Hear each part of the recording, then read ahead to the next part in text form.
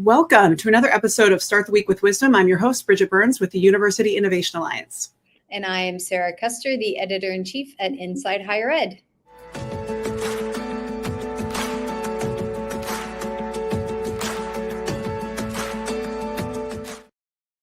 Each week, we bring you an interview with a senior leader in higher ed that we think you should be learning from, someone who we think has leadership wisdom to provide, and we provide it on a Monday in a very uplifting way. That's why we call it Start the Week with Wisdom. Weekly Wisdom is sponsored by Mainstay, the student engagement and retention platform proven to work through peer-reviewed research, like when it helped Georgia State reduce summer melt by 21%, or in another study when Mainstay helped GSU retain 1,200 students. Check out the research and learn more at mainstay.com. The show is also broadcast on the Innovating Together podcast for the UIA, and that is sponsored by the Carnegie Corporation of New York. Today's guest is Mung Chiang, the president of Purdue University. President Chiang has been in the office since 2023 and was previously Dean of the College of Engineering at Purdue after extensive time at Princeton. Purdue also just announced that they were the recipient of significant investment from the federal government's CHIPS Act competition. Congratulations for that significant win for your state, President Chiang. I know of a lot of institutions were vying for that. Tell us a little bit about, just to get started, tell us who you would say is the person or experience that you think most informed your leadership style. Well, thank you, Sara and Bridget. Great to be here. Thanks for the invite. And indeed, it's a very special Monday here in West Lafayette, Indianapolis, Indiana, as we officially start the new academic year. The classes just started this morning, and I see some very happy and excited faces among our students walking around campus. It's the most selective incoming class and one of the very largest still at Purdue. So it's a very happy Monday here. That's a great day. That's the best. It is the best, yes. Some seem to be trying to figure out where is where and which room should I go. That's part of the joy of serving in American higher education. And thank you, Sara, for highlighting this recent announcement that the CHIPS Program Office under the Department of Commerce in Washington, D.C., decided to approve the application from SK Hynix with a $450 million of grant and up to $500 million of loan to support their AI memory chip advanced packaging fabrication facility at Purdue. And this was announced by SK Hynix, the investment itself, back in early April.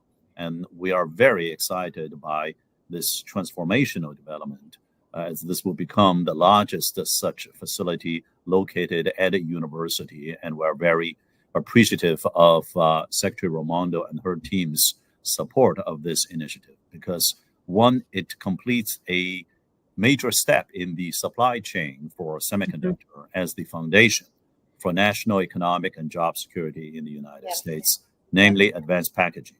Two, it's all about AI memory.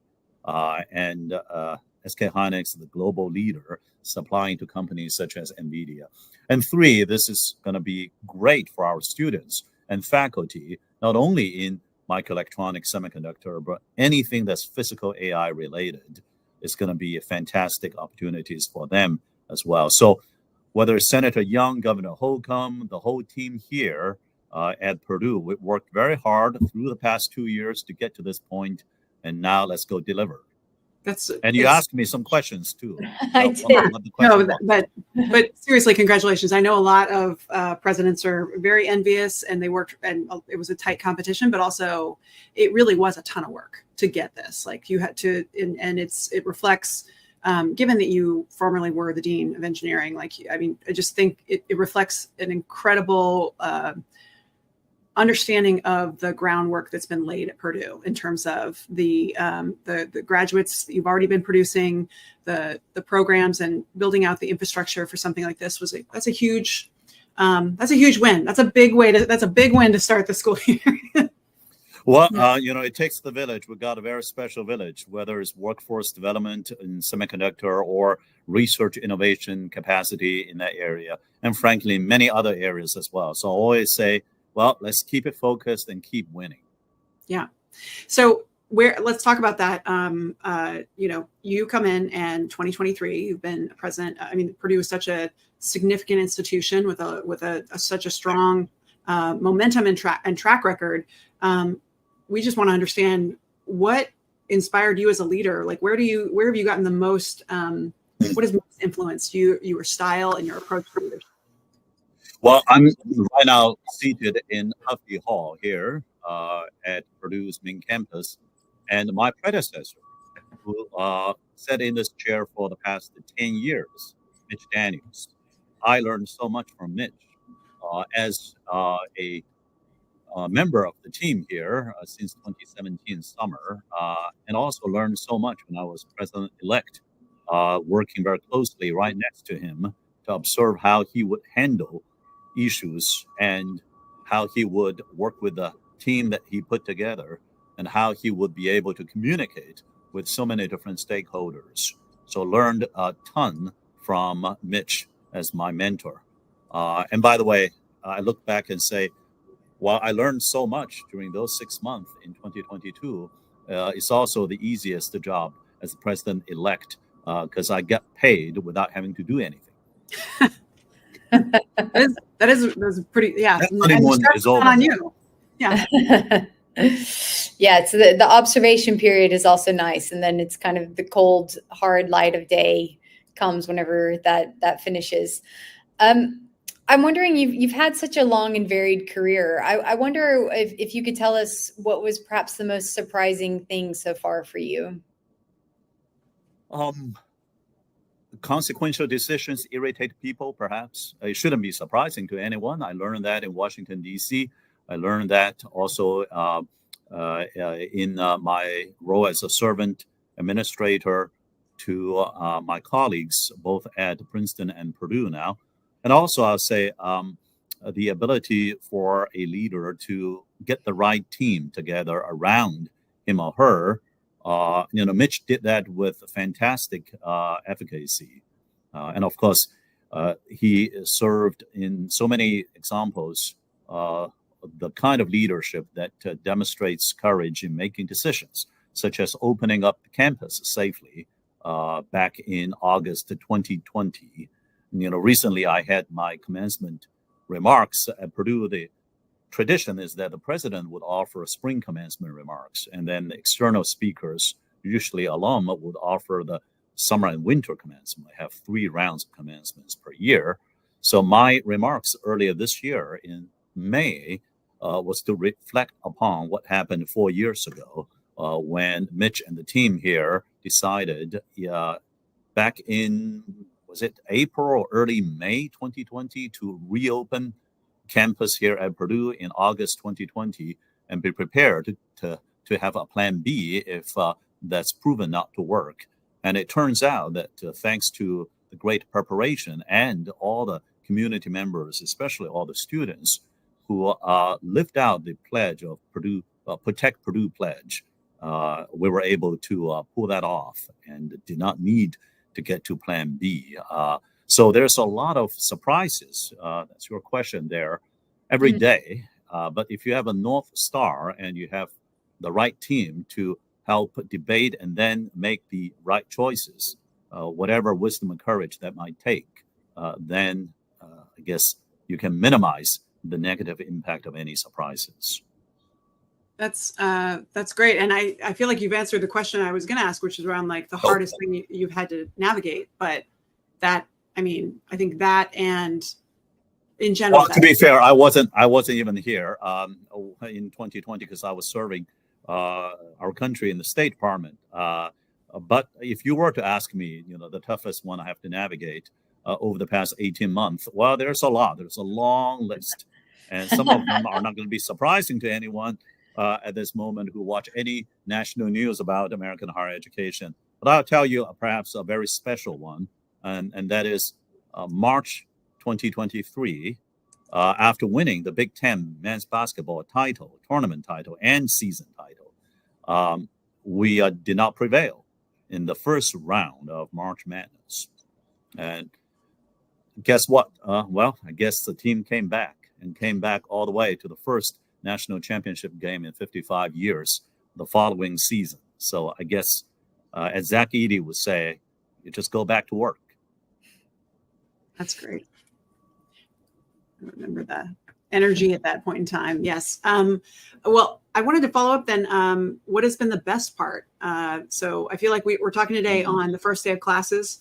Graduation day is always a special time, but you've had a very successful career, and we just announced, obviously, or it's been announced, but the CHIPS Act success is a pretty significant win.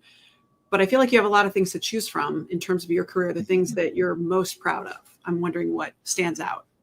Yeah, well, I'm not sure, whether most proud of would be the best way to think about that. I'll say very memorable moments for sure. The team should be the one who should feel rightfully so very proud of the achievement. And I will share that sense of joy and pride along with the team. And I would look back and say early April, as mentioned, SK Hynix made their investment announcement. At that time, the largest single economic development deal in the history of state of Indiana. And then the same week, we have the total solar eclipse passing through our new campus in Indianapolis.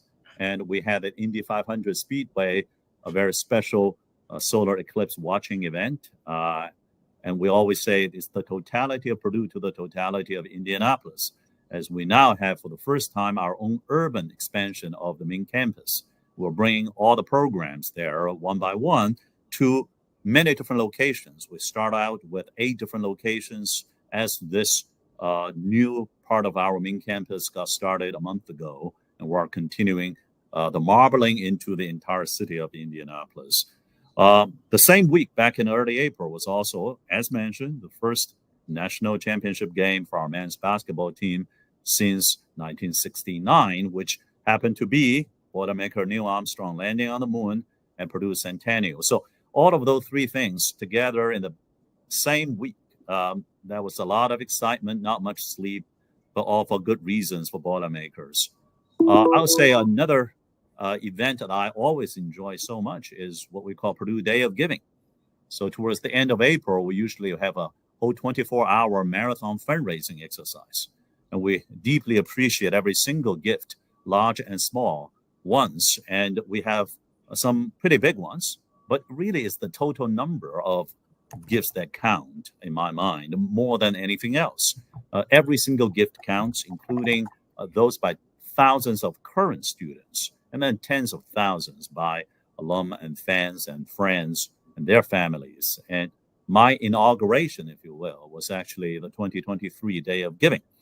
It was very simple, but a very heartwarming ceremony.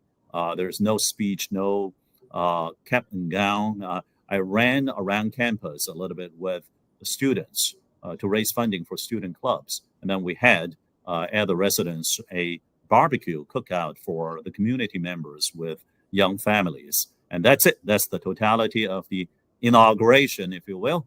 I'm just happy that I was able to finish running without losing my breath completely. Some of these students that run very fast. A race? Was there time? No race. I wouldn't be able to finish if it were a race. It would run real fast then.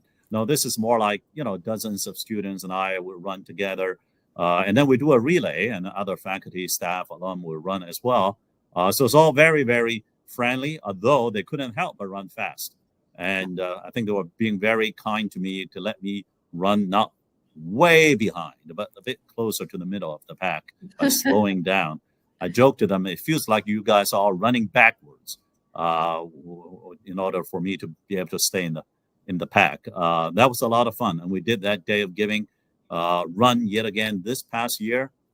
Somehow, either I'm getting older and not able to run as fast, or they are running faster than last year. But we'll see how long this can last. I love that you had your own special way or your own approach to your inauguration, because it really is a personal moment, and it kind of shows a little bit about what your priorities are and who you are. And I like that community-based approach and prioritizing, especially those with young families, because higher ed does not often consider how challenging our jobs are for people who have actual obligations and responsibilities outside of our work. Mm-hmm. And I'm sure those students are getting faster. I'm sure it has nothing to do with your Nothing age. to do with my Nothing aging? to do No? with it. No, Okay. no, I'm sure All of right. it. Thank you. Now I feel much better, Sarah.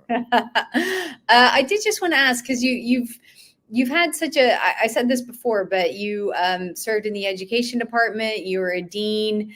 Were you ever aspiring to the presidency, or did the presidency maybe find you? Well, no, so I serve in State Department, State and I Department. work in the education sector. I, was always thinking I'm going to do research. I may teach some MOOCs, and I'm going to do some startup companies based on the research and innovation from my own research lab. That's what I did. And then somehow, accidentally, I got sucked into this, I guess, the dark side of university administration. And I got colleagues who said, "Oh, Mung, why are you doing this?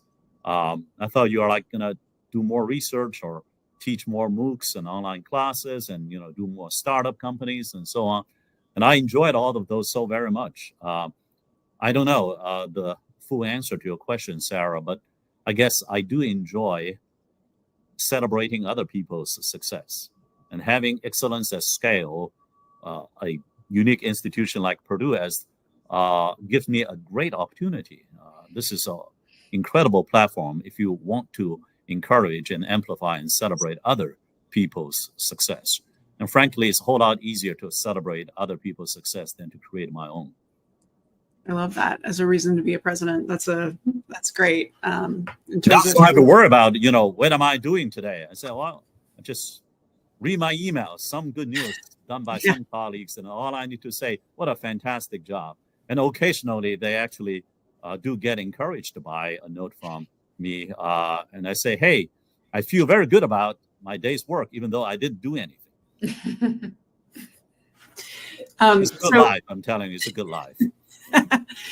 Well, I want to understand as we wrap the show, we have a few quick questions. One is the best advice that you have received in your career that you frequently go back to. What has been a touchstone advice that has been useful for you that you perhaps share with others most frequently? Well, when I was at the prior institution on one of the fundraiser events, afterwards, a alum came to me, said, "Well, Mung, what you just said was fantastic. That's exactly what we needed. Now hurry up and be patient." I said, "What? What did you just say again? Are those two supposed to be contradictory?" I guess they don't have to be. And then I was seeking actually advice from retired presidents of major institutions. And one of them gave me this great advice. First thing he said to me is, be patient. So I guess I'm not a patient person intrinsically, and trying to learn as I try to learn and pivot in many ways every day. I try to learn to be patient. And how do you do this? Hurry up and be patient at the same time. I'm not sure if I have the answers, but that certainly is one of the many pieces of advice that I got and has been very helpful for me. And is that one that you then turn around and impart to the people that you are leading, or is there another piece of advice that you tend to give others? Well, it's the who before the what. When I was doing startup companies, my mentors and board members would say, "Well, Mung, look around and look at who are the people you want to work with. Don't worry about first what are you going to work on together. It's the who before the what." Interesting. And same thing in Washington, D.C., same thing in higher education leadership or any other leadership. It's always the who before the what. The what zigzags all the way, and you got to have a plan and ready to pivot by listening to what's going on out there and reading the feedback. But the who is what is going to guarantee that every day, every night, you've got the right team to work on that. And it's not you. For example, we have a wonderful group of colleagues that focus on emergency responses. And there are all kinds of emergencies on a university campus every single day. And I join some of the conversations myself as well. And I've been persuaded many times against my perhaps first reaction to think again, to measure twice, to listen to what others have to say. And what they say sometimes are directly in conflict against each other. Now, there are contradictory advice and counsel, but by having that outstanding group of colleagues, and I can give you many, many similar groups of colleagues, I get to be there, listen to what they all have to say. And again, I'm not a particularly patient listener. I hope to be getting better at that as time goes by, but then I learn a lot. And eventually, we then reached a particular direction as consensus and then go execute as one team. But first, I get to listen to the different and sometimes conflicting opinions coming from different members of the team. That always enriches the texture of any decision. So I would say it's the who before the what. That would be the advice I would give it to myself and to those around me. Yeah, great. That's great. Patience and the who. That's fantastic. So our last question is there a book that you most frequently recommend to others that has been most useful for you in terms of leadership, professional development, or otherwise? Like, what's the one that you got to read this? Well, I'm going to be cliche sounding now. You know, this book by now, I don't know how many years it's been now. Good to Great. I enjoy reading that a lot. And it has actually a couple of chapters elaborating in great useful details this notion of who before what. There are many other great books, you know, that I wish I had the time to read. But we've got to finish reading emails first. Got a big job, very busy. So, well, thank you so much. This has been really, really insightful, and we appreciate you sharing your wisdom with us today and with our viewers at home. We really appreciate it, and we will see you, our audience, back in a little bit. So thanks, everybody. Oh, thank you, Sara and Bridget. By the way, Bridget, great work with UIA. We're just excited, delighted to be part of it. You're growing it, you're staying true to the mission, and being innovative, creative every time we talk. So deeply appreciate that. Thank you, Bridget. Thanks so much. That's great. All right. Talk to you soon. Thank you. Hey.